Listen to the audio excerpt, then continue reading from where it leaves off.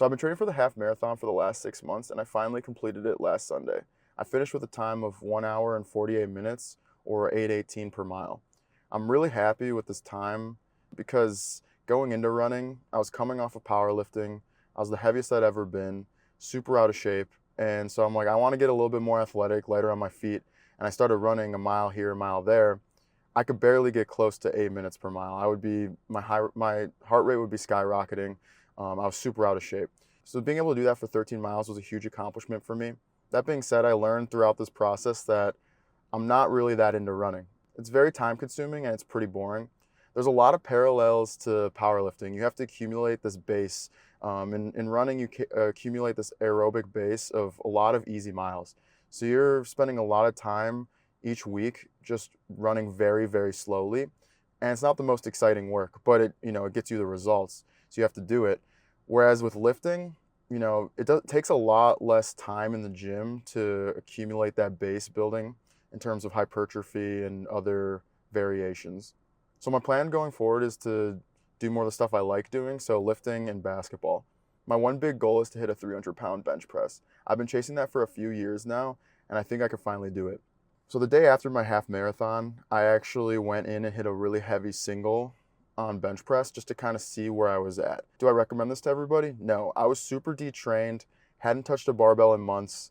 I probably hadn't bench pressed in 3, 4 months. Coming in and hitting a heavy single after being super detrained can definitely get you injured. My goal going into the session was to get a good gauge of how strong I am, but also not get injured.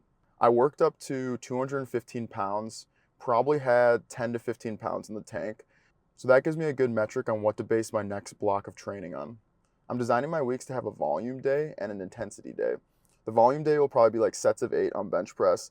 The intensity day, I think I'm going to throw in some singles, but it's mainly going to be, some rep range below 8, so probably like 6s.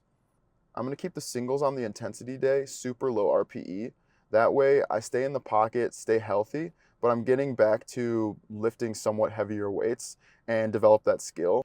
Eventually, I'll probably take those out or swap them in for maybe like pause singles to reduce the weight a little bit, tempo eccentric singles, or just like triples and doubles and things like that, to switch up that intensity day and keep getting stimulus. As far as body weight goes, I'm 175 pounds right now, pretty consistently each day. The plan there is to get probably up to 200 pounds. It's going to take many, many months to do that, but I think once I get to around 200 pounds, I should be able to lift 300 pounds for a single. The single I'm wanting to do isn't going to probably be like in a competition.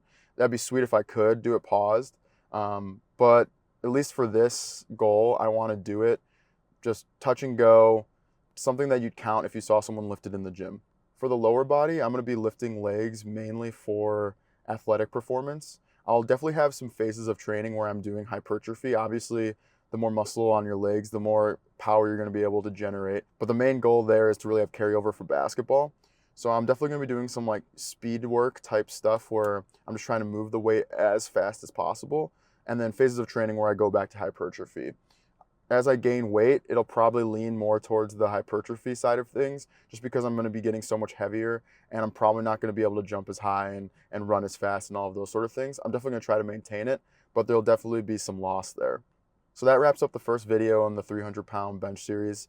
I'm probably going to be posting longer form content every few weeks, kind of talking about the last few weeks of training, but I'll be sprinkling in some shorter videos on Shorts and TikTok and all that stuff when things arise. So I appreciate you guys watching. Subscribe if you want to follow along in the journey.